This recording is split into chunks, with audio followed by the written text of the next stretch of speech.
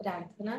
गुरुर्ब्रह्मा गुरुर्विष्णू गुरुर्देवो महेश्वरा गुरु साक्षात् परब्रह्म तस्मै श्री गुरवे नमः. गुरवे नमः. सावकाश डोळे उघडा. सर सुरू करा. इथे जमलेल्या सर्व साधकांना हरिओम. मी आदरणीय बळवंत भोयर सरांना विनंती करतो त्यांनी आजचं प्रास्ताविक आणि आजच्या कार्यक्रमाला सुरुवात करून द्यावी.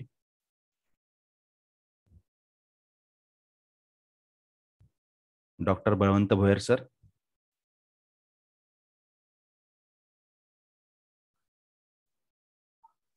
हॅलो. आपण सगळ्यांना मी मनापासून हरिओम. कुणाल सर इथे आहेत ना, आपण जॉईन झालो? जी जी आहात. सुरू करायला हरकत नाहीये. हा, सुरुवात करूया. जी सर, डेफिनेटली. आवाज येतो माझा बरोबर? होय होय. आवाजामध्ये काही प्रॉब्लेम्स आहेत का कुठे? सर सुरू. आवाज क्लिअर आहे सर? सुरू करा तुम्ही. ओके. हा, तर आधी सगळ्यांना म्यूट करा आणि सूचना पण द्या की कोणी अनम्यूट होऊ नका. सगळं होईपर्यंत बोलायचं असेल तर मेसेज टाका, म्हणजे आपल्याला सगळ्यांचं असं गडबड होणार नाही. डेफिनेटली सर्व म्यूटच आहेत. मला असं वाटतं भोयर सरांनी सुरुवात करायला हरकत नाहीये. आपण कालपासून आज ज्या विषयाच्या संदर्भामध्ये आपण चर्चा करणार आहोत किंवा मार्गदर्शनाचा लाभ घेणार आहोत तो विषय सर्वांना ज्ञात आहे. या विषयाच्या संदर्भामध्ये आपण जे अखिल भारतीय योग शिक्षक महासंघाचं जे अधिवेशन औरंगाबादला होऊ घातलेलं आहे त्या अधिवेशनामध्ये समग्र योग विषयांच्या एकंदरीत शोध लेखांच्या संदर्भामध्ये जे आपण संकलन करणार आहोत, जे संपादन करणार आहोत, त्या सगळ्या शोधलेखकांकडून आलेले जे शोधलेख आहेत त्याला रिसर्च आर्टिकल म्हणतात. आणि या सगळ्या विषयाच्या संदर्भामध्ये आपण एक पूर्वतयारी म्हणून शोधलेख कसे तयार करावेत, ते कसे लिहिल्या जातात, त्याची मांडणी कशी असते, या संदर्भामध्ये आपण आता चर्चा करणार आहोत आणि मार्गदर्शनाचा लाभही घेणार आहोत. या ठिकाणी मी आदरणीय आमचे सन्मित्र आणि आपल्या या पुस्तक निर्मितीच्या संदर्भातले संपादक समन्वयक, त्याला मुख्य संपादक, त्यांची कन्सेप्ट आहे या विषयाच्या संदर्भामध्ये, आणि आपले सगळे योग शिक्षक महासंघाचे विविध ज्याला असं म्हणता येईल की भागातील सर्व अध्यक्ष पदाधिकारी, सर्व सन्माननीय पदाधिकारी या ठिकाणी उपस्थित आहे. मी सर्वांचं मनापासून स्वागत करतो. आणि कुणाल महाजन सर असेल, या ठिकाणी अनेक मान्यवर आहेत, यांचे सुद्धा मनापासून स्वागत करतो. मागाशी तुम्हाला सुरुवातीला मी सांगितलेलं आहे की या विषयाची संकल्पना ही महाजन सरांची आहे. त्याला फक्त आम्ही त्याला काय म्हणतात की दुजोरा देण्याचा प्रयत्न मी केलेला आहे.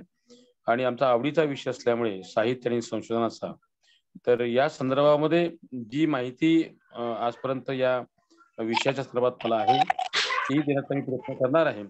पण महाजन सरी सुद्धा शोधलेख काय असतात, रिसर्च आर्टिकल कसे तयार केले जातात, आणि आपल्याला जे काही 15 नोव्हेंबर पर्यंत आपले जे साहित्य मागवलेलं आहे या सगळ्या विषयांच्या संदर्भामध्ये, कारण की बरेचदा मला मान्य आहे की योग शिक्षक सर्वच डॉक्टरेट नाही, किंवा प्राध्यापक नाही, शिक्षक नाहीत, परंतु योग शिक्षकाच्या संदर्भामध्ये आलेले अनुभव आपण एक सरसकट मांडण्याचा प्रयत्न करत असतो.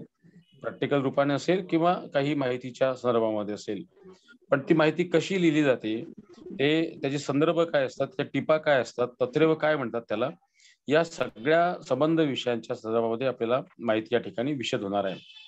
मी सर्वप्रथम या ठिकाणी पुन्हा एकदा सर्वांचं, सर्व जी काही आपल्या आजच्या आभासी पद्धतीने होणाऱ्या या चर्चेमध्ये सर्व जे जुळलेले आहेत सर्वांचं मनापासून पुन्हा एकदा स्वागत करतो आणि आपण विषयाला सुरुवात करूया. या ठिकाणी मला असं वाटतं की महाजन सर आहेत आणि इतर जी काही मंडळी आहेत, जी काही आपापल्या या कार्यकारिणीमध्ये समाविष्ट आहेत, ही सुरुवातीलाच मी महाजन सरांना विनंती करतो, अगदी रिसर्च आर्टिकल्स म्हणजे काय आणि रिसर्च आर्टिकलच्या मध्ये आपण काय काय महत्वाचे भाग आपण तिथे बाबी महत्वाचे असतात, काय असतात त्या संदर्भात माहिती विशद करावी. आदरणीय कुणाल महाजन सर. धन्यवाद सर. मला असं वाटतं आपल्याकडे वेळ फार कमी आहे, 45 मिनिटच फक्त झूमवर मीटिंग चालते.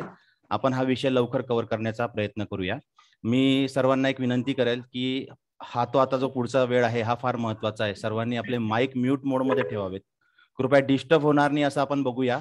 अंजली देशपांडे यांचा माईक सुरू आहे, भोयर सरांचा माईक सुरू आहे. मी काही आता स्क्रीन शेअर करतोय आपल्या समोर.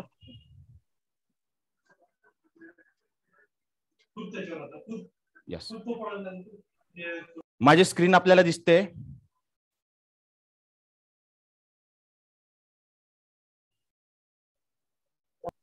दिसते सर. हो दिसते. Okay great. चला सुरुवात करूया मग. धन्यवाद भोयर सर, एक छान सुरुवात करून दिली. महत्वाचा विषय आहे अखिल भारतीय योग शिक्षक महासंघ महाराष्ट्राचे आपण सर्व पदाधिकारी, सदस्य आणि मंडळी आहोत. नुकतंच आपलं एक फार मोठी घोषणा झाली आणि 25 डिसेंबरला कार्यक्रम होणार. त्यात आपण असं ठरवलं की योग शिक्षकांच्या ज्ञानाचा, अनुभवाचा फायदा सर्वसामान्य लोकांना व्हावा, त्यांचं रिसर्च सर्वसामान्य लोकांपर्यंत यावं, म्हणून आपण रिसर्च आर्टिकलचं पुस्तक काढणार आहोत. अनेकांना रिसर्च आर्टिकल कसे लिहावे असं लक्षात आलं. रिसर्च आर्टिकल बद्दल फार कमी लोकांना माहिती आहे, किंबहुना रिसर्च आर्टिकल कसं लिहावं हे कुठल्याच विद्यापीठात, कुठल्याच महाविद्यालयात शिकवलं जात नाही. माझ्याकडे काही लेख आलेत. लेख आल्यावरती मला लक्षात आलं की आपण जस्ट सिंपल लेख जसं वृत्तपत्रांमध्ये देतो, जसं एखाद्या मॅगझिन मध्ये देतो, तसं लेख माझ्याकडे आलेत.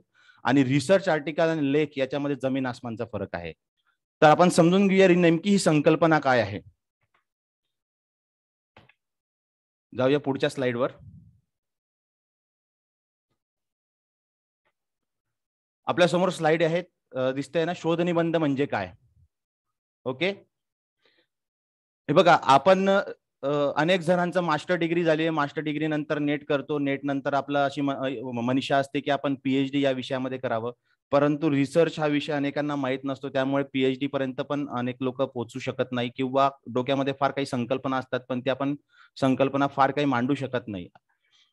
तर शोध निबंध, रिसर्च पेपर म्हणजे एखाद्या विषयावर किंवा प्रश्नावर संशोधन झाल्यानंतर एखाद्या विषयावर आपण संशोधन करतो आणि त्यातून जे रिझल्ट किंवा निष्कर्ष निघतात, हे निष्कर्ष अगदी शॉर्ट मध्ये, कमीत कमी शब्दामध्ये जे मांडले जातात त्याला रिसर्च संशोधन पत्रिका म्हणतात किंवा शोध निबंध म्हणतात. आणि हे शोध निबंध संशोधन पत्रिकेत रिसर्च जर्नल मध्ये प्रसिद्ध केले जातात. असे अनेक रिसर्च जर्नल आपल्या समोर प्रसिद्ध होत आहेत. UGCच्या मान्यता असलेल्या काही रिसर्च जर्नल असतात आणि हे रिसर्च जर्नल मध्ये रिसर्च पेपर पब्लिश झाल्यानंतर प्राध्यापक क्षेत्रात काम करणाऱ्या लोकांना त्याचे बेनिफिट्स मिळतात, मार्क मिळतात. तर एक शोध निबंध एका पानापासून ते 10 ते 15 पानापर्यंतही असू शकतो. साधारणपणे शोध निबंध थोडक्यात आणि मोजक्या शब्दात केलेल्या संशोधनाचा ताळमेळ होय असं आपण म्हणू शकतो. म्हणजे एक संशोधक एखादा विषय घेऊन जे संशोधन करतो, हे संशोधन कमीत कमी शब्दात मांडण्याची कला म्हणजे रिसर्च पेपर आहे असं आपण म्हणूया. याच्यामध्ये तुम्हाला आता पहिल्याच स्लाइड वरून लक्षात आलं असेल की लेख आणि रिसर्च आर्टिकल मध्ये काय फरक आहे. मग रिसर्च आर्टिकल लिहिण्याचे काही टप्पे आहेत. जसं आपण सगळ्यांना माहिती आहे, अष्टांग योगाचे 8 टप्पे, यम, नियम, प्राणायाम, थेट समाधीपर्यंत. तसे रिसर्च आर्टिकल लिहिण्याचे काही टप्पे आहेत. हे टप्पे आपण पूर्ण केल्याशिवाय किंवा या टप्प्यांवर गेल्याशिवाय आपलं रिसर्च आर्टिकल पूर्ण होऊच शकत नाही. मग नेमके हे टप्पे काय, हे संशोधन काय? संशोधन तुमच्या सर्वांच्या लक्षात आलं असेल, उदाहरण देण्याची आवश्यकता नाही, पण तरी पण एक उदाहरण आपल्या समोर मांडतो की समजा असं म्हटलं गेलंय ग्रंथांमध्ये की नाडी शुद्धी प्राणायामाने नाड्यांची शुद्धी होते, पण मग ग्रंथांमध्ये लिहिलं आहे, त्याला वैज्ञानिक पुरावा काय? मग असे काही इन्स्ट्रुमेंट आहेत की जे मळ असेल किंवा तुमचा ऑरा असेल हे शोधू शकतात, बघू शकतात की किती प्रकारचं मळ व्यक्तीमध्ये आहे. आणि आपण नाडी शुद्धी प्राणायाम 3 महिने काही विशिष्ट गटातल्या लोकांना घेतो, त्यांच्यावरती हे करतो, ते इम्प्लिमेंट करतो, प्री टेस्ट घेतो, पोस्ट टेस्ट घेतो आणि त्याच्यानंतर मग रिझल्ट काढतो. किंवा नाडी शुद्धी प्राणायाम शिकवण्याच्या अगोदर यांच्या शरीरामध्ये टिंब मळ होता, नाडी शुद्धी प्राणायाम केल्यानंतर एवढा मळ आहे. मग त्याचं जे काही जमा बेरीज असते ते तुमचे निष्कर्ष असतात. आणि मग ते शॉर्ट मध्ये लिहिणे म्हणजे शोध निबंध लिहिणे. पुढे जाऊया आपण.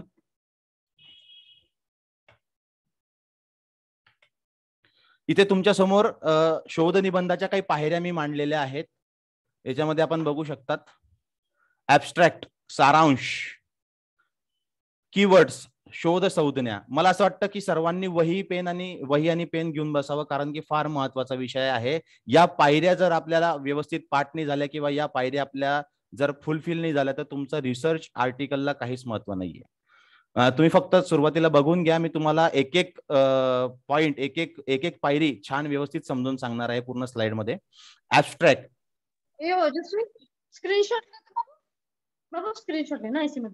माधुरी परमार मॅडम प्लीज आपला माईक म्यूट करा. कृपया सर्वांनी माईक म्यूट करावे प्लीज, मी रिक्वेस्ट करतो सर्वांना. Abstract, keywords, introduction, subject introduction, methods, advantage, disadvantage, conclusion, reference, संदर्भ. या काही महत्वाच्या पायऱ्या आहेत. सर्वात अगोदर आपल्याला टायटल महत्वाचं असतं. ज्यावेळेस आपलं टायटल ठरतं, आता माझं पीएचडीचं टायटल आहे ज्ञानेश्वरी मधील कुंडलिनी आणि नाथ संप्रदायाच्या ग्रंथांमधील कुंडलिनीचं विश्लेषणात्मक अध्ययन. माझं टायटल फिक्स झालं. टायटल फिक्स झाल्यानंतर माझ्या काही पायऱ्या फिक्स झाल्या की मी संशोधन कशा पद्धतीने करणार, एक स्ट्रक्चर फिक्स झालं आणि मग आता माझं संशोधन पुढे सुरू झालं. तर थिसेस किंवा पीएचडी म्हटलं म्हणजे ते फार मोठं होतं, त्याच्यामध्ये फार एक शब्दाला, एक ओळला फार महत्व आहे.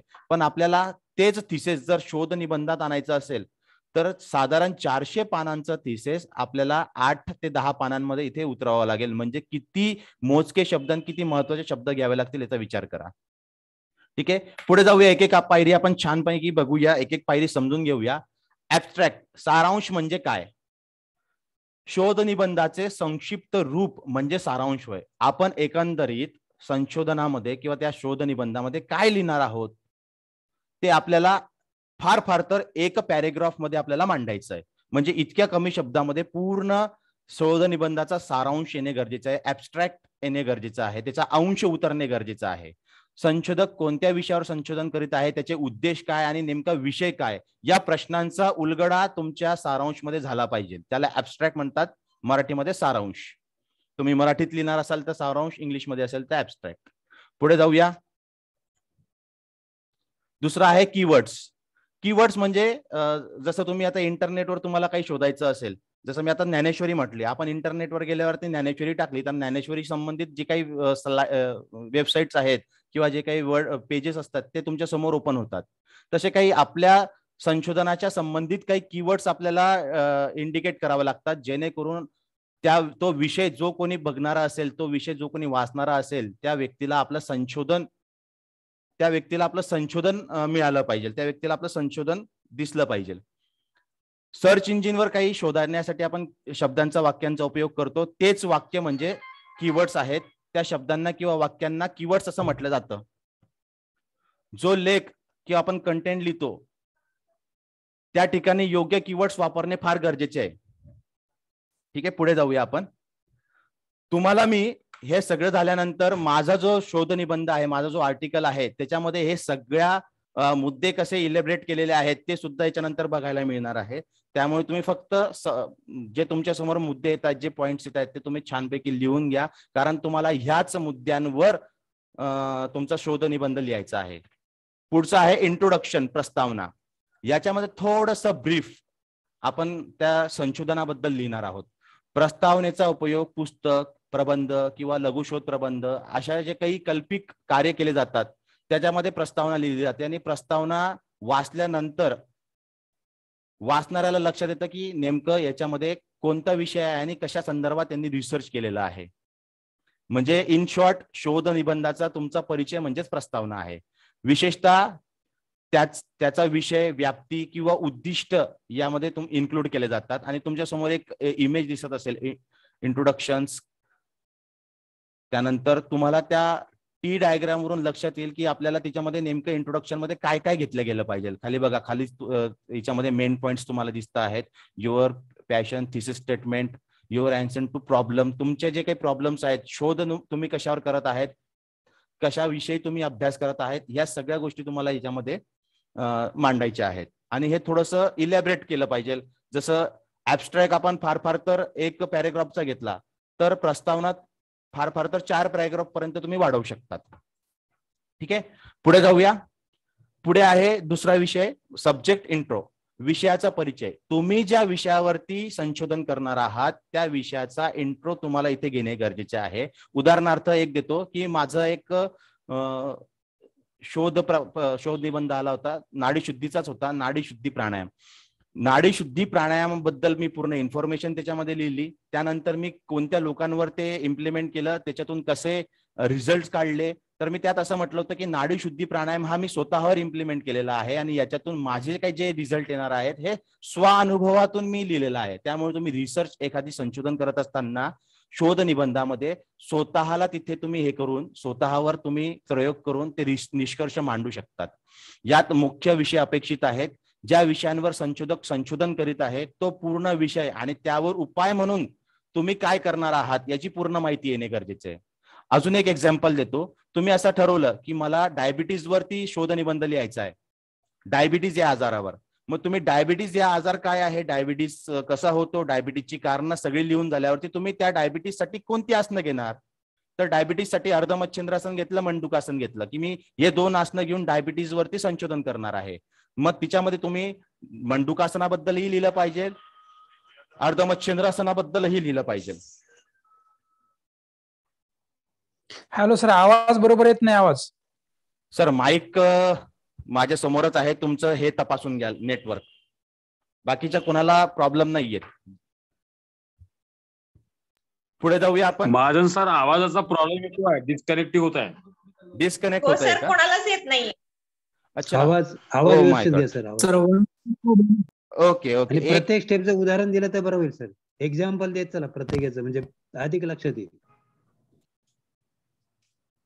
सर्वांना विनंती आहे, सगळ्यांनी आपले व्हिडिओ बंद करा जेणेकरून आवाज येतोय आवाजात आता? प्रॉब्लेम येणार नाही.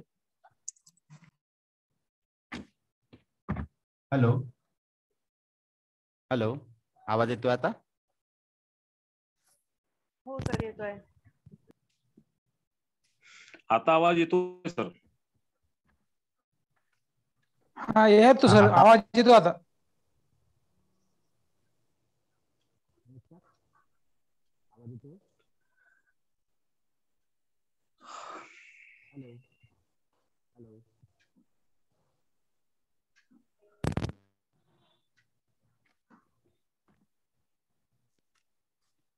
ओके, आता आवाज येतोय?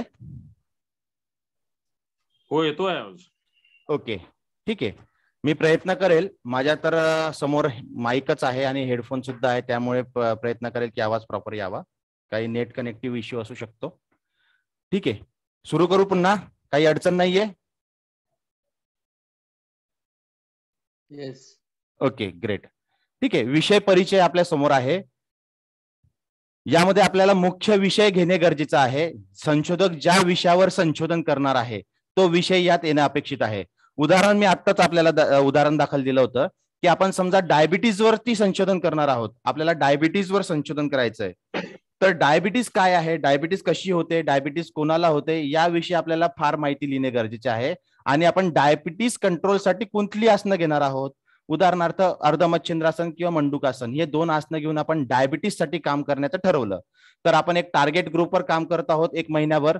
त्यांना आपण डायबिटीसच्या लोक आपण निवडले, डायबिटीसच्या लोकांना आपण 1 महिनाभर हे 2 आसनं दिले आणि त्यानंतर त्यांच्या डायबिटीसवरती काय परिणाम झाला यासाठी आपल्याला त्यांच्याकडनं काही प्रश्नावली भरून घ्यावी लागते, यासाठी त्यांच्याकडनं आपल्याला प्री टेस्ट आणि पोस्ट टेस्ट भरून घ्यावी लागते. असं तुम्हाला संशोधन करायचं आहे. आणि मुख्य विषयामध्ये डायबिटीज तुमच्या प्रॉब्लेम बद्दलही तुम्हाला लिहावं लागेल. उदाहरणादाखल डायबिटीज आहे आणि त्याच्यावरती उपाय म्हणून तुम्ही कुठलं आसन, कुठलं प्राणायाम काय घेणार आहेत ते उपाय सुद्धा तुम्हाला मेन विषयामध्ये लिहिणे गरजेचे आहे. ठीक आहे, पुढे जाऊया. समजलं सगळ्यांना? हो सर. यस. नेक्स्ट स्लाइड आहे पद्धती. आता मी जसं मागच्या स्लाइडमध्ये तुम्हाला सांगितलं की यात संशोधन कोणत्या पद्धतीचा अवलंब करणार आहे, त्याची पद्धत कोणती आहे हे यात लिहिणे अपेक्षित आहे. संशोधनाचा विषय आणि त्यावरील उपाय यांची सांगड या ठिकाणी घालावी मेथडमध्ये. मग ती कशा प्रकारे की समजा आपण प्रायोगिक संशोधन पद्धती ही पद्धती घेतली आणि आपण प्रयोग करत आहोत डायबिटीज या आजारावर. डायबिटीज या आजारावर मी वय वर्ष 40 ते 60 वयोगटातले 30 लोक निवडले ज्यांना डायबिटीज आहे. त्यांची मी प्री टेस्ट घेतली. त्यांची प्रत्येकाची डायबिटीज ही 100च्या वरच आहे असं मला निष्कर्ष निघाला. त्यानंतर मी 2 महिने त्यांच्याकडनं 2-3 प्रकारची आसनं करून घेतली, प्राणायाम करून घेतले आणि मी महिन्याभरानंतर पुन्हा त्यांची टेस्ट केल्यावरती त्या सर्वांची डायबिटीज 100च्या खाली होती. हा आपला रिझल्ट झाला. तर आपण जी पद्धती निवडणार आहोत त्या पद्धती तुम्हाला संशोधन मेथडमध्ये घ्यावी लागणार, पद्धतीमध्ये घ्यावी लागणार आहे. अगदी सिंपल टेक्निक आहे. प्रत्येक स्लाइडमध्ये तुम्हाला फक्त एकेका वाक्यामध्ये नेमकं करायचं काय आहे हे मी सांगतो या ठिकाणी. पुढचं आहे ऍडव्हान्टेज आणि डिसएडव्हान्टेज. संशोधनातील ज्या काही क्रियाकलाप तुम्ही घेणार, उदाहरणार्थ तुम्ही कपालभाती घेतलं तर बीपी असणाऱ्या लोकांना कपालभाती हे नुकसानदायक असू शकते. त्यामुळे आपण असं त्या ठिकाणी मांडावं की बीपी ही डायबिटीज असणाऱ्या बीपी असणाऱ्या लोकांसाठी घातक आहे किंवा कोणी करू नये, किंवा बीपी कपालभातीचे काय फायदे आहेत, कपालभातीचे काय तोटे आहेत या ठिकाणी तुम्हाला मांडावे लागतील. ऍडव्हान्टेज आणि डिसएडव्हान्टेज ह्या 2 वेगवेगळ्या गोष्टी झाल्यात, पण तुम्हाला मी त्या एका स्लाइड मध्ये या ठिकाणी समजून सांगितलेलं आहे. पुढे जाऊया. कन्क्लुजन. कन्क्लुजन म्हणजे तुम्ही पूर्ण संशोधन केल्यानंतर तुमचे जे काही निष्कर्ष निघाले असतील. जसं आता मी म्हटलं की 100 लोकांच्या डायबिटीज पेशंटवर मी मंडूकासन या आसनाचं संशोधन केलं आणि त्यातून असं लक्षात आलं की मी त्यांना साधना देण्याच्या अगोदर प्रत्येकाची डायबिटीज ही 100च्या वर होती, पण साधना दिल्यानंतर महिनाभरामध्ये प्रत्येकाची डायबिटीज 100च्या खाली आली. तर तुमचं निष्कर्ष काय निघालेत हे निष्कर्ष तुम्हाला या ठिकाणी मांडायचे आहेत. पुढे जाऊया. संदर्भ हा फार महत्वाचा मुद्दा या ठिकाणी तुमच्या समोर आहे. आपण जे काही संशोधन करतो, जे काही लिखाण काम करतो, याचे काही ना काही संदर्भ आपण जुन्या ग्रंथांमधून घेत असतो, कुठल्या ना कुठल्या पुस्तकातून घेत असतो. एखाद्या लेखकाने काही लिहिलेलं असेल तर त्याचा आपण वाचून काहीतरी लिहित असतो. अशा वेळेस आपण जिथून काही संदर्भ घेतले, जिथून काही आपण एखादी ओळ घेतली, एखादी लाईन घेतली, एखादी पंच लाईन घेतली, एखादी सूत्र घेतलं, उदाहरणार्थ आपण गीतेतून श्लोक घेतला, तर त्याचा तुम्हाला संदर्भ देणे त्या ठिकाणी फार गरजेचं आहे. जर संदर्भ तुम्ही नाही दिला तर काय होईल? जर तुम्ही घेतलेल्या मजकुराचा संदर्भ नाही दिला तर ते चौर्य कर्म म्हणजे प्लॅगॅरिझम मध्ये मोडलं जातं. आणि प्लॅगॅरिझम हे फार धोकादायक आहे संशोधनासाठी, रिसर्चरसाठी, एखाद्या लेखकासाठी. जो लेखक आहे, जो संशोधन लिहितो आहे, जो लेख लिहितोय, जो आर्टिकल लिहितो आहे, त्याला प्युअरली स्वतःचे अनुभव, स्वतःच्या शब्दांमध्ये ते लिहायचं आहे. आपण लेख लिहित असताना इकडनं काही मॅटर घेतो, तिकडनं काही मॅटर घेतो, हे सपशेल चुकीचं आहे. आणि याच्याने संशोधनाचा जो काही हे आहे ते डाऊन होऊ शकतं. संशोधनाचा पूर्ण उद्देशच तुमचा त्या ठिकाणी खल्लास होऊ शकतो. आणि खाली इंग्लिशमध्ये तुम्हाला एक स्क्रीन दिसते, एक इमेज दिसते, त्यात तो एक व्यक्ती पुस्तकातून पाहून काहीतरी लिहितोय. The act of presenting another's work or ideas as your on. दुसऱ्याच्या आयडिया, दुसऱ्याचं काम आपण आपल्या स्वतःचं म्हणून ज्यावेळेस दाखवतो त्याला प्लॅगरिझम म्हटलं जातं. मराठीमध्ये चौर्य कर्म म्हटलं जातं. असं होऊ नये, असं होऊ नये म्हणून उचित संदर्भ देणे फार गरजेचे आहे. आणि ज्यावेळेस तुम्ही अशा प्रकारचे संदर्भ देतात त्यावेळेस ते चौर्य कर्मामध्ये धरले जात नाही. आणि ज्या कोणत्या लेखकाने ते सर्व लिहिलेलं असेल त्याच्या सुद्धा लिखाणाला तुम्ही न्याय दिल्यासारखं होतं. ठीक आहे, पुढे जाऊया. मला असं वाटतं की थोडी घाई झाली, कारण की मला 45 मिनिटांमध्ये सर्व प्रेझेंटेशन तुमच्या समोर प्रेझेंट करायचं होतं. त्यामुळे मी थोडं फास्ट बोललो, घाईत बोललो. कोणाला काही समजलं नसेल तर मी पुन्हा परत पहिल्यापासून स्लाइड दाखवू शकतो, किंवा तुम्हाला काही प्रश्न विचारायचे असतील तर तुम्ही विचारू शकतात. कोणाला काही प्रश्न आहेत, कोणाला काही अडचण आहेत तर आपण माईक ऑन करू शकतो प्लीज. सर प्लीज स्टार्ट पासून कोणतं कोणतं किती किती पेज लिहायचं ते सांगता का? आवाज मध्ये मध्ये डिस्कनेक्ट होत होता. सर ओके टाइम अप होत आलाय, टाइम ओके. संपत आलाय. ओके, टाइम संपत आलाय. मी एक काम करतो, मी ही स्क्रीन ऑफ करतो. होस्ट करा, हॅलो सर. हॅलो. हा, बोला होस्ट ना. करा सर. ओके, मी हॅलो सर. भोयर सरांना होस्ट केलंय. हा बोला ना, बोला ना. Sir hello. हा बोला बोला बोला. सर मी माझं एक आपण जे माहिती सांगितली हो रिसर्च पेपरची, तर ती अतिशय उपयुक्त आहे. पण तुम्ही जे आम्हाला जे स्लाइड दाखवलात, हो त्याचा पीडीएफ मिळेल का सर? म्हणजे ते माहिती आमच्यासाठी डेफिनेटली पीडीएफ मी शेअर करेल सर्व ग्रुपवर. मी इथे ओके सर. थोडंसं भोयर सरांना पुन्हा रिक्वेस्ट करतो. भोयर सर, मला या लोकांना आता मी जो आर्टिकल लिहिलाय ना, तो आर्टिकल मला दाखवायचा आहे, त्यामुळे तुम्हाला मला परत एकदा होस्ट करावा लागेल. भोयर सर, तुम्ही सध्या होस्ट आहेत. बळवंत भोयर सर, तुम्ही होस्ट आहेत. मला प्लीज तुम्ही होस्ट कराल का थोडं?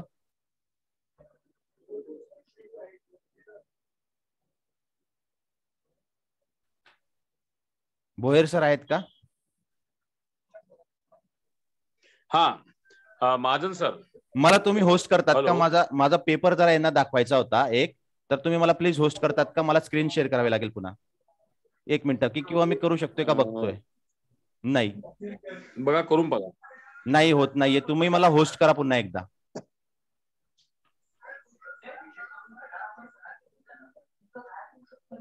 माझ्या नावावर क्लिक करा आणि मला तिथे मेक अ होस्ट म्हणा.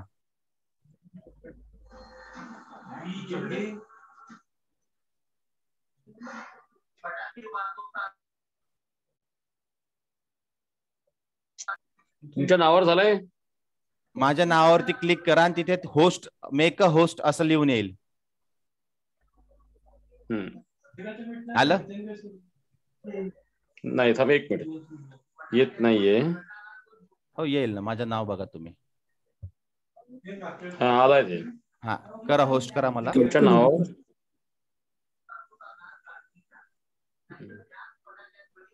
अरे यार, हे नाव कसं लिखताय ते? मला असं वाटलं तुम्हाला जमतं म्हणून मी तुम्हाला होस्ट करून टाकलं. नाही, काही हरकत नाही. आता एक काम सांगतो, एक मिनिट. आतापर्यंत जो विषय तुम्ही मांडला, त्या विषयाच्या संदर्भामध्ये काही प्रश्न लोकांना आहेत. हो ना, त्यांना प्रश्न विचारू द्या. मला असं वाटतं सर की प्रश्न विचारण्या अगोदर जर माझा पेपर त्यांनी बघितला ना, तर त्यांच्या अर्ध्या लोकांचे प्रश्न तिथेच थांबून जातील. म्हणजे आपण पुन्हा वेळेत संपवू एक काम शकतो. करू आपण, तुम्ही पीडीएफ तयार करा त्याची आणि सगळ्यांना आपल्या ग्रुपवर, सगळ्या महाराष्ट्राच्या सगळ्या ग्रुपवर ते पाठवा.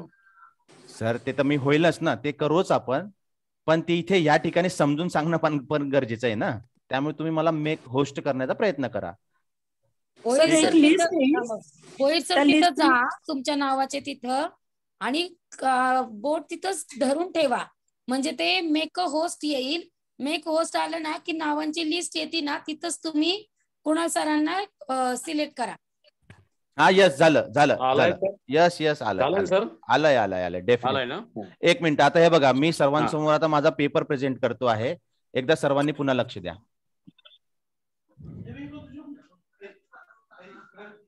बघा, तुमच्या समोर माझा एक पेपर दिसतोय, स्क्रीन दिसते माझी.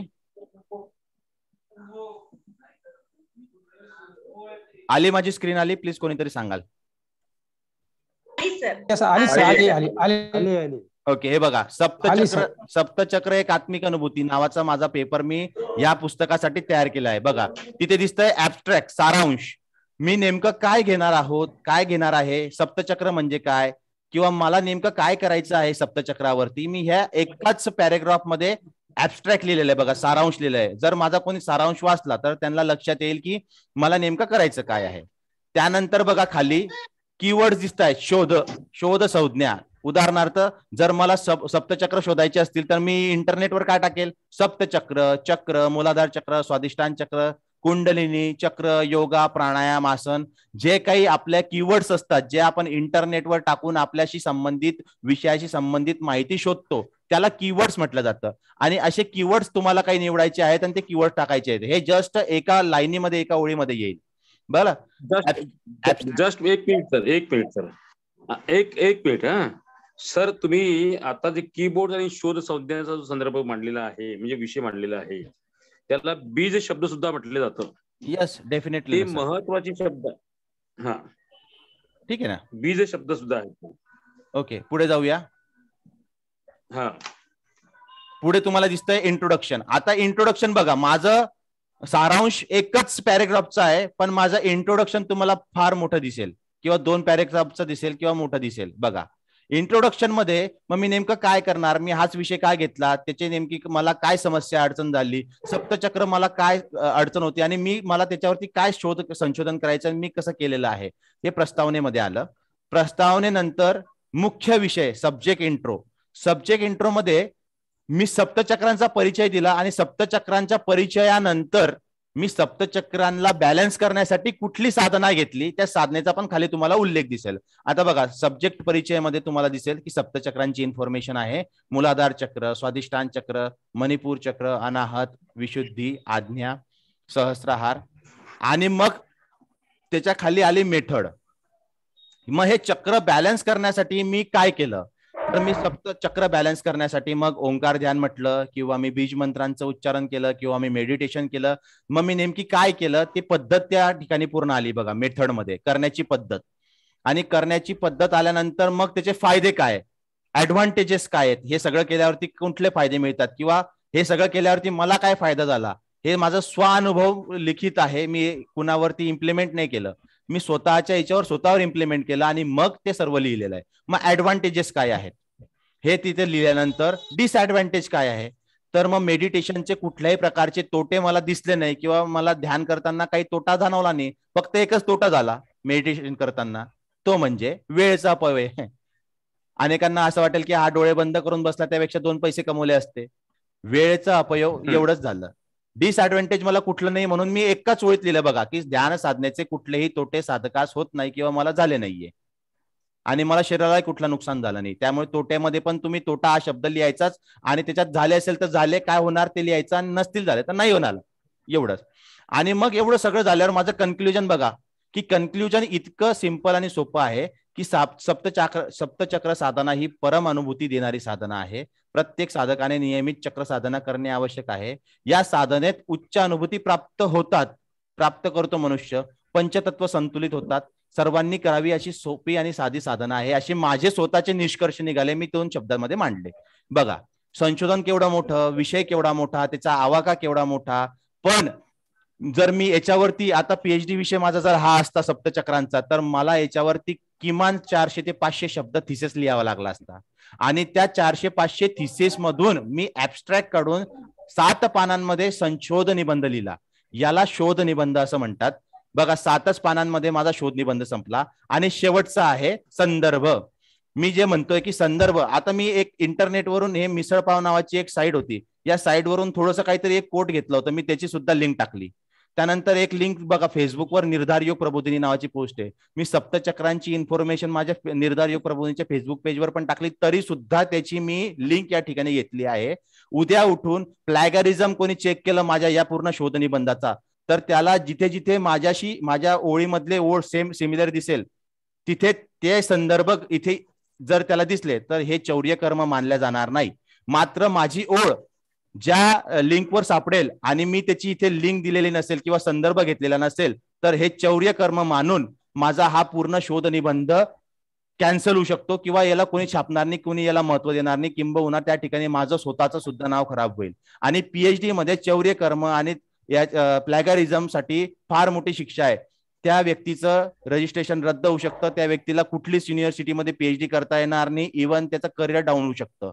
एवढं महत्व प्लॅगरिझमला आहे. त्यामुळे इथे लक्षात घ्या की तुम्ही जे काही रिसर्च आर्टिकल लिहाल, जिथून कुठून एखादी शब्द घेतला, ज्ञानेश्वरी मधल्या 2 ओळी घेतल्या तर लिहायचं ज्ञानेश्वरी मधला अध्याय क्रमांक 10, ओळ क्रमांक 5. गीतेमधला एखादी श्लोक घेतला, गीता अध्याय क्रमांक 3, श्लोक क्रमांक 15.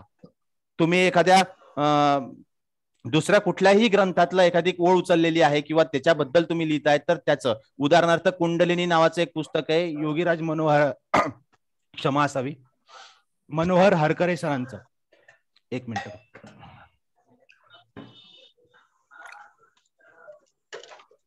तर त्यांच्या पुस्तकातून मी 2 ओळी घेतल्या, त्यांचं नाव, त्यांच्या पुस्तकाचं नाव, लेखकाचं नाव लिहिलं. ऍक्च्युअल मध्ये तुम्ही संदर्भ लिहिण्यासाठी अजून एक पद्धत वापरू शकतात. मी तुम्हाला इथेच दाखवून देतो बघा, अगदी सोपं आहे. इथे एंटर केलं, तुम्ही रेफर्स मध्ये गेले किंवा मेलिंग मध्ये गेले, एक मिनिट, हे इथं बघा, तुम्हाला खाली बिब्लिओग्राफी दिसेल. बिब्लिओग्राफी म्हणजे संदर्भ. बिब्लिओग्राफी मध्ये आल्यानंतर तुमच्या इथे समोर बिब्लिओग्राफी ओपन झाली. बिब्लिओग्राफीला क्लिक केलं, बिब्लिओग्राफी मध्ये इथे इन्सर्ट म्हटलं, इन्सर्ट मध्ये न्यू सोर्स म्हटलं, तर इथे बघा समोर तुमच्या एक पुस्तक आलंय. तुम्ही कुठलंही एक पुस्तक घ्या, बुक, इथे ऑथरचं नाव, इथे ऑथरचं नाव घेतलं वर्तक, पुस्तकाचं टायटल आहे पातंजल योग. इयर समजा 2010 मध्ये त्यांचं पुस्तक प्रकाशित झालं होतं. इयर पुण्यामध्ये प्रकाशित झालं होतं, पुणे. आणि पब्लिशर कोण आहे तर पब्लिशर समजा ज्ञानयोग प्रकाशन, ज्ञानयोग प्रकाशन. कृपया माईक म्यूट करा बाकीच्या लोकांनी, माईक म्यूट. ज्ञानयोग प्रकाशन पुणे. हा, हे बघा ना, तुमच्या समोर एक स्क्रीन दिसते आहे. इथे वर बघा, टाइप सोर्स मध्ये बुक आहे, ऑथरचं नाव आहे वर्तक, पवी वर्तक. त्यांचं पुस्तक आहे पातंजल योग. त्यांचं पुस्तक प्रकाशित झालं 2010 ला, सिटी पुण्यामध्ये प्रकाशित झालं आणि ज्ञानयोग प्रकाशन नावाच्या प्रकाशन संस्थेने प्रकाशित केलं. मी इथे ओके दाबलं. कुठला प्रश्न? तर बरोबर आता इथे बिब्लिओग्राफी घेताना तुम्ही इथे शिकागोच्या ऐवजी API पद्धत घेऊ शकतात. बघा, वर्तक 2010 पातंजल योग पुणे ज्ञानयोग प्रकाशन. अगदी सोपं. तुम्हाला काय करायचं, फक्त याच्यामध्ये जाऊन इन्सर्ट कॅप्शन मध्ये, इन्सर्ट सिटिशन मध्ये जाऊन तुम्हाला सगळी इन्फॉर्मेशन भरायची आणि तुमची बिब्लिओग्राफी ऑटोमॅटिक तयार होईल. बिब्लिओग्राफी म्हणजे संदर्भ. मी हे हाताने टाईप केले. हाताने टाईप करायच्या ऐवजी जर तुम्ही या पद्धतीने गेले तर तिथे ऑटोमॅटिक तुम्हाला संदर्भ तिथे तुमचे येत जातील. इतकं सोपं आहे. हे तुम्ही नाही केलं, आता या क्षणाला तुम्हाला असं वाटत असेल की ही फार कठीण संकल्पना आहे, जमते नाही जमत, नाही केलं तरी काही प्रॉब्लेम नाही. तुम्ही असं हाताने पुस्तकाचं नाव, लेखकाचं नाव, प्रकाशन वर्ष 2010, प्रकाशन कोणी केलं, प्रकाशक कोण आहे, पुण्यामध्ये प्रकाशित झालं का नागपूरमध्ये प्रकाशन झालं, प्रकाशनाचं सिटी, एवढं जरी टाकलं तरी चालतंय. पण तुम्हाला संदर्भ घेणे, ग्रंथ संदर्भ घेणे फार आवश्यक आहे. तुम्ही एखादी इन्फॉर्मेशन इंटरनेटवरून शोधली असेल तर तुम्ही त्याची लिंक कॉपी करा आणि लिंक पेस्ट करा. बघा, तुम्हाला माझ्यासमोर, तुमच्यासमोर इथे वेगवेगळ्या लिंक सुद्धा दिसत आहेत. इतकं सोपं आणि सोबर आहे. आता हे झालं ऑथेंटिकेट. तुम्ही हा संदर्भ, सॉरी, तुम्ही हा जो रिसर्च आर्टिकल आहे हा लिहिल्यानंतर कुठलीही UGCची रिसर्च जर्नल असतील किंवा कुठलेही जर्नल असतील ते डोळे बंद करून तुमचं रिसर्च आर्टिकल छापतील. इव्हन तुम्हाला हे रिसर्च आर्टिकल लिहिण्याचे 5-5, 10-10 मार्क सुद्धा मिळतात. आणि युनिव्हर्सिटीमध्ये जे प्राध्यापक लोक काम करतात, कॉलेजेसमध्ये जे प्राध्यापक काम करतात, त्यांना तुम्ही विचारा की याचे किती महत्व आहे. या पद्धतीने जर तुम्ही शोध निबंध लिहिले आणि ह्या पद्धतीने मी लिहिलेलं शोध निबंध जर कॉमन पीपल पर्यंत पोहोचलं तर त्याची विश्वासार्हता दुप्पट वाढेल. आज बाजारामध्ये 100 काय लाखोच्या गिनतीने तुम्ही पुस्तक पडलेले. तुम्ही कुठलाही एक विषय घ्या, तुम्ही नुसतं टाका, तुम्हाला 100 पुस्तकं, लाखो पुस्तकं मिळतील. मग लोक तुमची पुस्तकं का घेतील?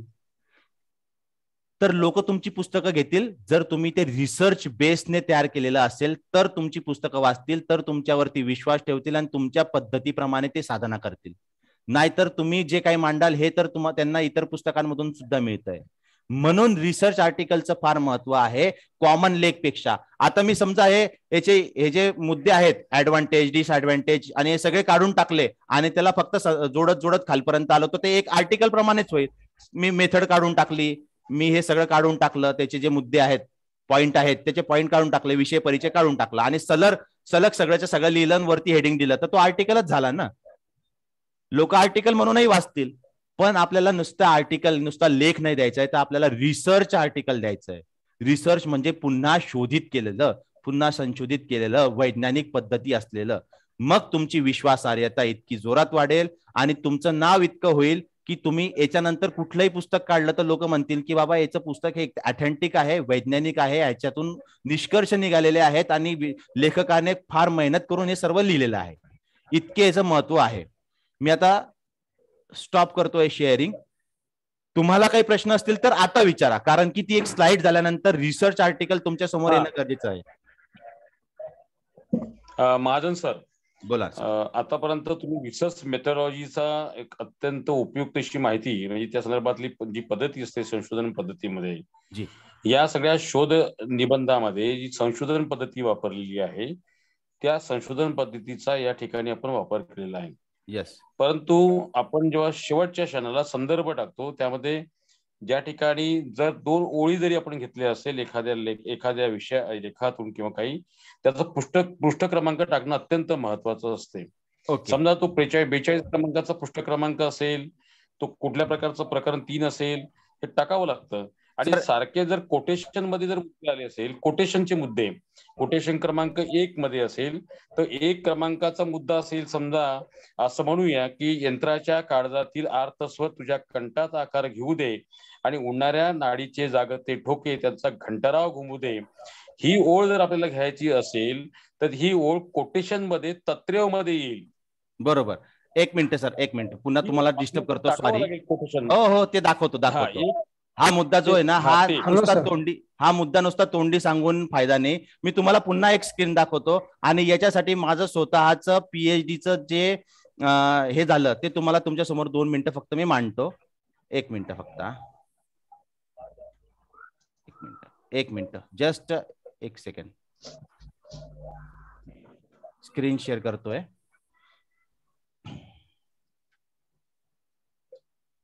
तो सुटलेला त्यामध्ये मुद्दा. हो तो मुद्दा सुटला ना, आपण इथे घेऊन तो मुद्दा. माझ्या लक्षात आलं.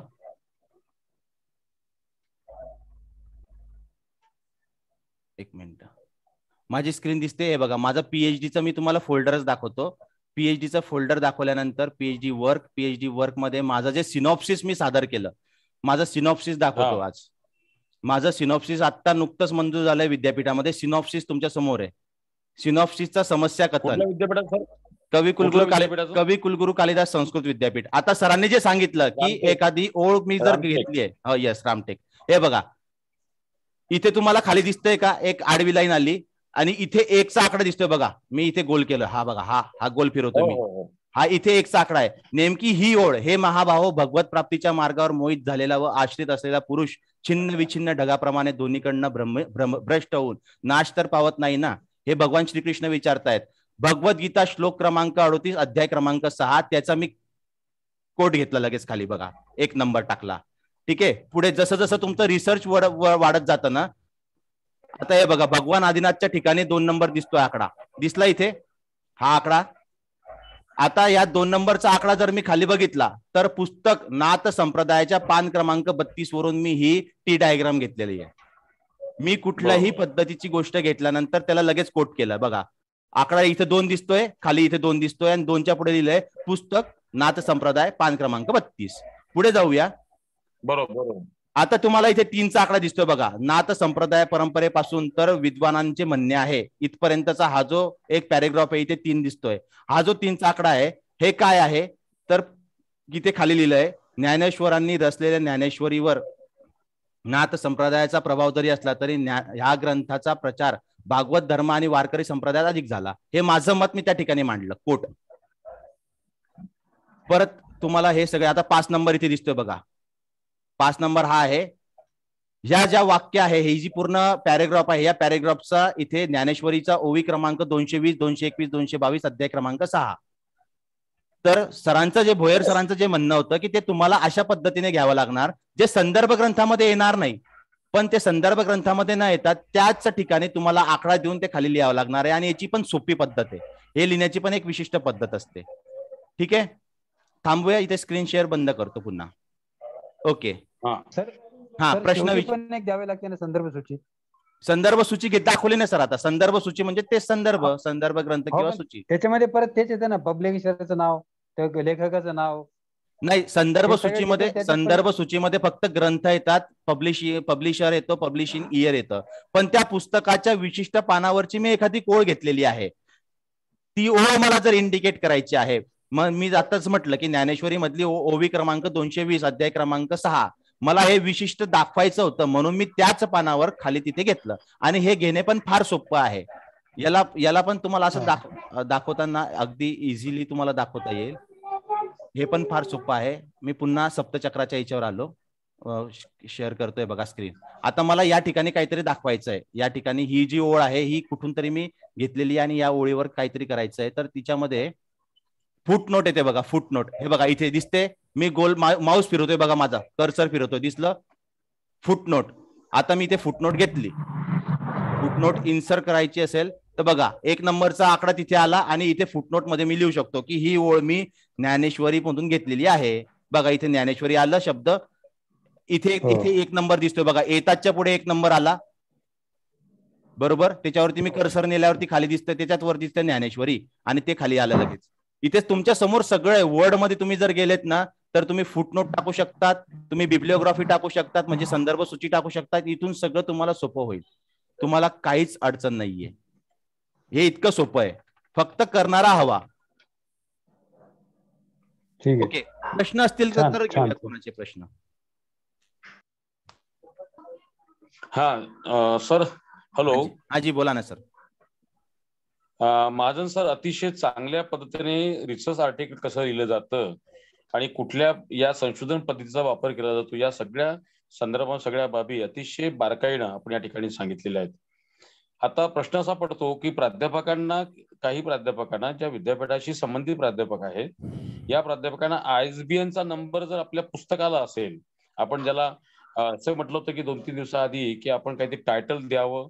आता सगळे इथे सगळ्या आपल्या महाराष्ट्रातल्या विविध ठिकाणच्या कार्यकारिणीतले लोक पदाधिकारी या ठिकाणी आहेत, त्यांच्याकडून रिसर्च आर्टिकल आपल्याकडे येणार आहे आणि म्हणून आपण त्या पुस्तकाला आपण नाव देण्याची आपल्याला शीर्षक टायटल अतिशय आवश्यक, म्हणजे टायटल त्या देणं अत्यंत आवश्यक आहे. डेफिनेटली. काही टायटल आपण काढून ठेवलेले आहेत, मी 5-6 टायटल काढून ठेवलेले आहेत, काही लोकांनी काढली असेल, त्याची चर्चा करूया. आणि दुसरी गोष्ट अशी की ISBN number, international standard book number, ज्याला ISBN नंबर म्हणतो, बरोबर, हा ISBN नंबर आपल्या या पुस्तकाला असणं अत्यंत आवश्यक आहे. भोयर सर बोलू का 2 मिनिटं?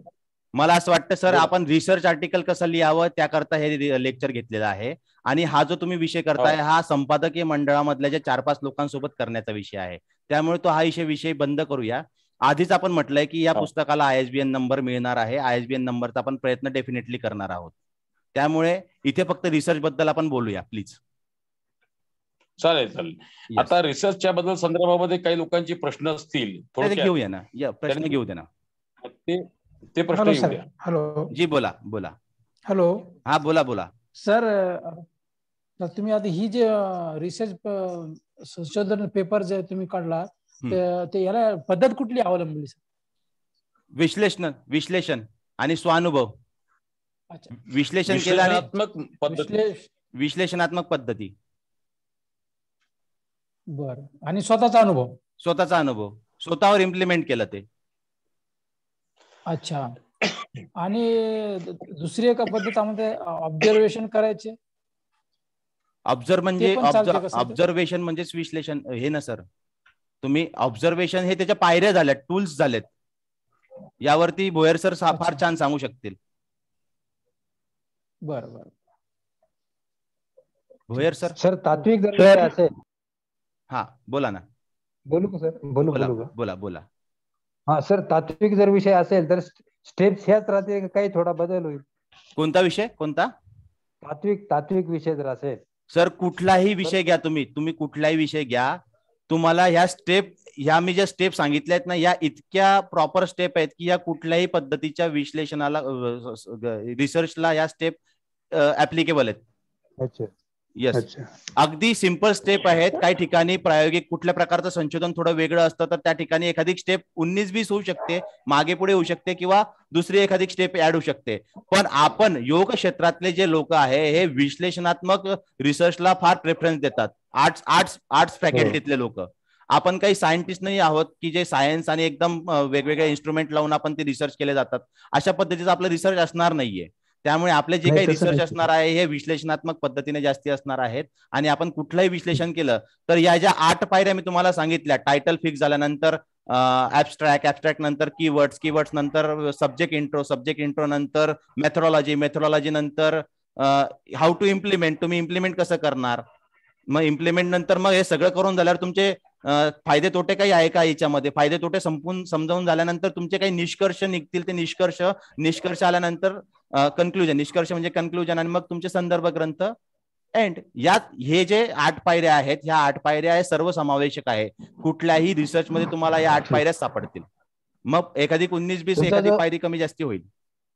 तुमचा सप्तचक्रावरचा जरा ग्रुपवर टाकाल का एक्झाम्पल म्हणून? मग सर ग्रुपवर वाटलंच तर मी दुसरा टाकतो. सप्तचक्राचा जर मी ग्रुपवर टाकला तर मग पुस्तकात छापून काय फायदा, मग मला दुसरा लिहावा लागेल पुस्तकाकरता. नाही पण सेम याच्यासाठी दुसरा टाकला तरी चालेल, काय प्रॉब्लेम? दुसरं टाकतो. दुसरं माझ्याकडे खूप कुठलंही अगोदर टाका. पब्लिश एक झालेले. example म्हणून. येस अगोदर. Hello sir. हा बोला. सर मला आता कळलं व्यवस्थित. आणि एक विचारायचं होतं, जसं स्टार वगैरे पण आपण देऊ शकतो ना खाली संदर्भ द्यायला, जसं लोकमान्य टिळकांचा मृगशीर्ष पुस्तक आहे, त्यामध्ये बघा ते संशोधन परत आहे थोडस, तर त्यांनी पण स्टार मेथड वापरली होती आणि खाली संदर्भ दिले होते प्रत्येक पेजवर. चालतंय ना, स्टार मेथड पण स्टार पण देऊ शकतात तुम्ही, आणि संदर्भ शेवटी आले पाहिजे.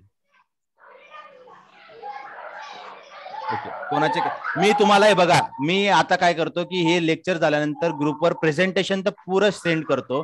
प्रेझेंटेशनच्या माध्यमातून तुम्हाला पुन्हा लक्षात येईल की नेमकं लिहायचं काय, करायचं काय. आणि प्रेझेंटेशनचे तुमच्या समोर 8 मुद्दे आलेत ना, त्या 8 मुद्द्यांना तुम्हाला फक्त इलेबरेट करायचं आहे. इंट्रो द्यायचा, त्या कीवर्ड्सला फार तुमचे जे काही शब्द याच्याशी संबंधित असतील तर ते कीवर्ड्स द्यायचे. ठीक आहे.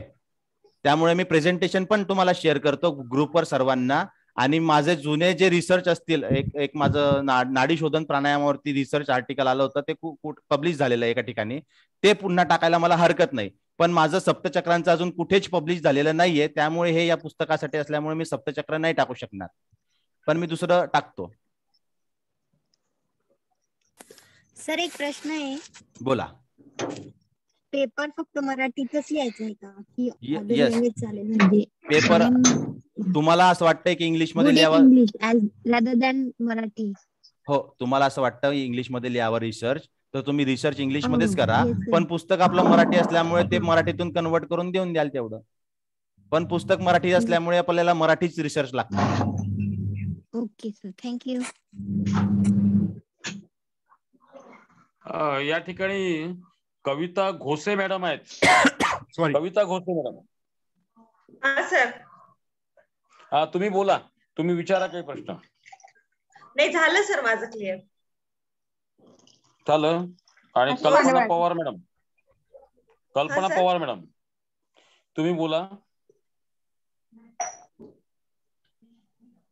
कल्पना पवार मॅडम बोला, या विषयावर तुम्हाला काय सुचतं, तुम्हाला काय अडचण घेत जात आहे, किंवा काय तुम्हाला मांडणी संदर्भात बोला. काय रे तलिया खाल्ला रे? आपल्याला शोध निबंध किंवा शोध लेख लिहायचा असेल, त्याला असलेल्या जे काही 8 पायऱ्या आहे, या 8 पायऱ्यांच्या संदर्भात तुम्ही महाजन सरांना विचारा. स्टेप ऑफ 8 विचारा. हॅलो, कल्पना पवार मॅडम असेल, तर असेल, महिलांनी विचारावं, महिला योग शिक्षक आहेत. ठीक आहे. कोणाला काही प्रश्न नसतील सर तर मग समारोप करायला हरकत नाहीये. हा बोला कृष्णा. महाजन सर.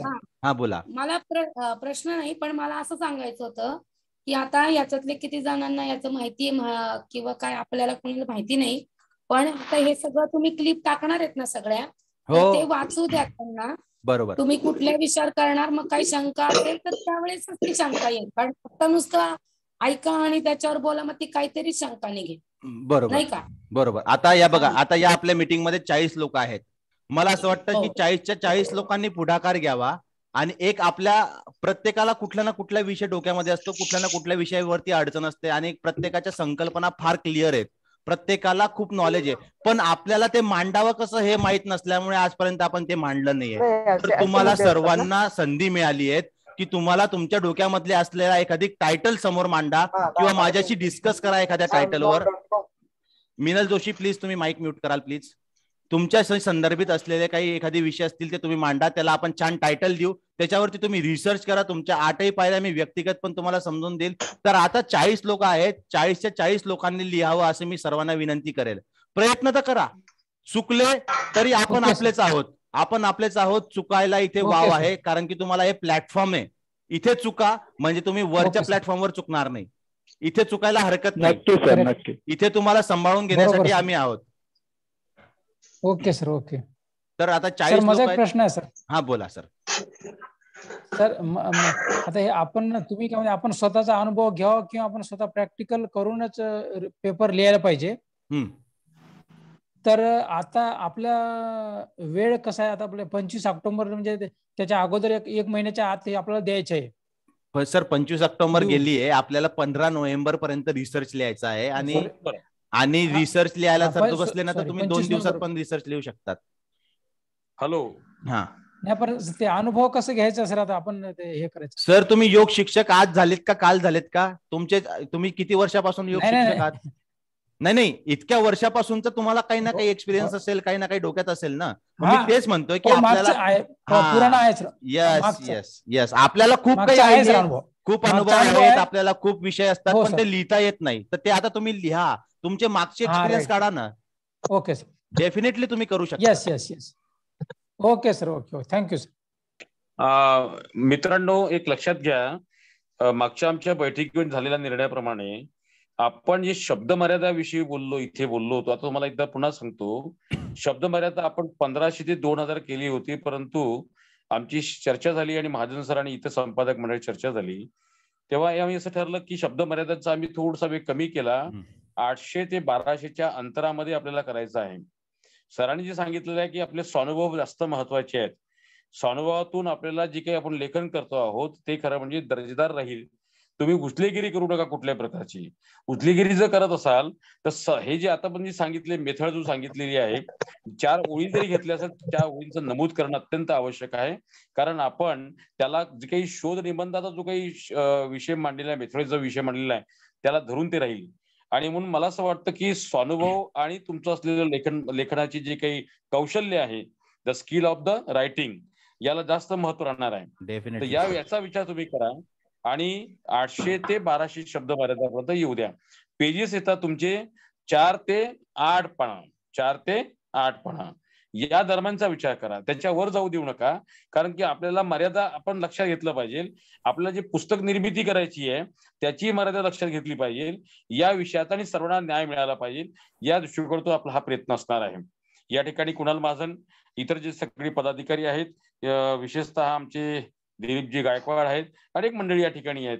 मी पुन्हा एक सांगू इच्छितो की 40 लोकांनी जर उत्तम प्रयत्न जर केला तर मला असं वाटतं की इतर ठिकाणी आपल्याला पुन्हा म्हणायची गरज वाटणार नाही. आपलेच लोक या ठिकाणी आहेत, त्यांच्याकडून साहित्य येऊ द्या, दर्जेदार साहित्य येऊ द्या, दर्जेदार लेख येऊ द्या. आणि दर्जा आणि ऊर्जा, कारण ऊर्जा म्हटलं तर आपण योग शिक्षक आहोत आणि दर्जा म्हटलं तर तुमच्या कामातली, तुमच्या कार्यकौशल्यातून आलेली दर्जा, याला जास्त महत्व राहणार आहे. असा विचार आपण करूया आणि आपण एका सुंदर कार्यासाठी, सुंदर या सगळ्या विचारांच्या संदर्भामध्ये आपण पुन्हा एकत्र येऊया. आणि पुन्हा मला असं वाटतं की कुणाल महाजन सरांनी अतिशय समर्पक पद्धतीने, योग्य पद्धतीने, अतिशय अभ्यासपूर्ण विवेचन या ठिकाणी मांडलेलं आहे. मी पुन्हा एकदा आपल्या सगळ्या योग शिक्षकाच्या वतीनं आजच्या या सगळ्या चर्चेमध्ये सहभागी झाल्यांच्या वतीनं मी त्यांचं मनापासून अभिनंदन करतो. येवला सरांना बोलायचं सर. येवला सर आभार. कॉन्क्लुडिंग करा सर. लास्ट तुम्ही येवला सर समारोप करावा.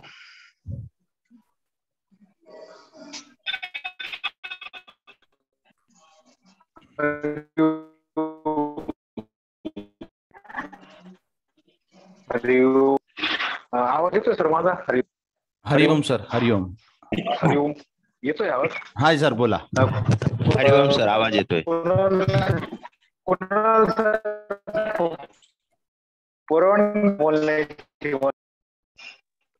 हॅलो, हरिओम. हा सर बोला ना. बोला ना. येतोय? हा बोला ना सर. बोला ना सर. बोला. येतोय आवाज. बोलू का? हो. ओके ओके ठीक आहे. तर या ठिकाणी आजचा जो काही आपला महत्वाचा विषय आहे शोध निबंध बरेचसे आपले योग शिक्षकांना यावर शिकाय आणि तो कसं लिहावर बरंचसं संभ्रम होत नव्हतं. तर आज ते कुणाल महाजन सरांनी अगदी झेडपर्यंत असे साध्या आणि सोप्या पद्धतीने त्याचं वर्णन केलं आहे आणि जवळपास सर्वांना याचा जो काही शोध निबंधाचं लिखाणाचं स्वरूप कळलेलं आहे असेल असं मला वाटतं. त्यासोबतच भोयर सरांनी देखील केलं आहे आणि याच्यामध्ये जे काही स्लाइडच्या माध्यमातून महाजन सरांनी मुद्दे अतिशय छानपणे मांडले आहेत आणि त्या मुद्दा अनुसार प्रत्येकाला जे काय आहे ना भाग कळायला असेल आणि असे प्रश्न सुटतील असं मला वाटतंय. तर या ठिकाणी जवळपास एक मीटिंग ठिकाणी या प्रेझेंटसाठी महाजन सरांची मेहनत त्याच्या आधी घेतलेली असेल याबद्दल शंकाच नाही. तरी या माध्यमातून आपण सर्वजण योग शिक्षक पदाधिकारी सर्व प्रत्येक समितीचे अध्यक्ष उपाध्यक्ष त्याच्यानंतर योग शिक्षक आणि सदस्य मंडळी या ठिकाणी उपस्थित झालात आणि आपल्या अखिल भारतीय योग शिक्षक महासंघाच्या वतीने मी सर्वात प्रथम कुणाल महाजन सरांचा मी आभार व्यक्त करतो, भोयर सरांचा आभार व्यक्त करतो आणि आपले सर्व पदाधिकाऱ्यांचा मी आभार व्यक्त करतो आणि एक विनंती करू इच्छितो की प्रत्येक पदाधिकारी विशेषतः ज्यांना जे जबाबदारी दिली आहे ते अगदी प्रामाणिकपणे आणि मेहनत कष्टाने पार पाडत आहेत. उदाहरणार्थ आजच्याच मीटिंगचं घेऊ तर कुणाल महाजन सरांनी बरीचशी मेहनत घेऊन आपल्या सर्वांसाठी काहीतरी करण्याचे प्रयत्न करत आहेत. तर त्यांना आपण सर्वांनी त्यांना साथ दिली पाहिजे, त्यांना सहयोग केला पाहिजे. तर मी विनंती करतो प्रत्येक जे काही आज उपस्थित आहेत ते प्रत्येकाने मगाशी कुणाल महाजन सरांनी जे काही आवाहन केलं आहे त्या आव्हानाला साथ देत आपण आपल्या भारतीय योग शिक्षक जे काही महासंघाचं जे काही 25-26 डिसेंबरला जे काही आपण प्रोग्राम राबवणार आहोत, स्नेह संमेलन आपण आयोजित केलेलं आहे त्याला आपण सर्वांनी यायचंच आहे. परंतु आपल्याला शोध निबंध लिखाणासाठी आपण सर्वांनीच प्रयत्न करायचा आणि इतरांनाही त्यासाठी प्रोत्साहित करायचं आहे. याच्याने आपल्याला काय होईल म्हणजे या निमित्ताने आपल्याला एक आयती संधी मिळालेली आहे आणि या संधीचं प्रत्येकाने सोनं करावं असं मला वाटतं. त्या ठिकाणी मी पुन्हा एकदा आपले सर्वांचे आभार मानतो आणि या ठिकाणी मी थांबतो. हरिओम. सर धन्यवाद. हरिओम सर धन्यवाद. मला असं वाटतं की आपण यस थांबूया या ठिकाणी. हरिओम सर. यस 8 मध्ये टाकाल का सर हो ग्रुपवर? यस यस यस होय, मुद्देही टाकतो, प्रेझेंटेशनही टाकतो आणि जुना एखादी रिसर्चही टाकतो. हा म्हणजे त्याच्यावरून आम्ही प्रयत्न करू काहीतरी लिहिण्याचा. डेफिनेटली. फक्त वेळेची मर्यादा आहे, धन्यवाद सर. धन्यवाद. कमीत कमी वेळेमध्ये लिहायचं आहे आपल्याला 15 तारखेच्या आत द्यायचं रिसर्च. ओके ओके ओके चालेल सर. थांबायचं इथे. ओके धन्यवाद महाजन सर. थांबूया. थँक्यू. हरिओम हरिओम. हरिओम. हरिओम सर थांबूया.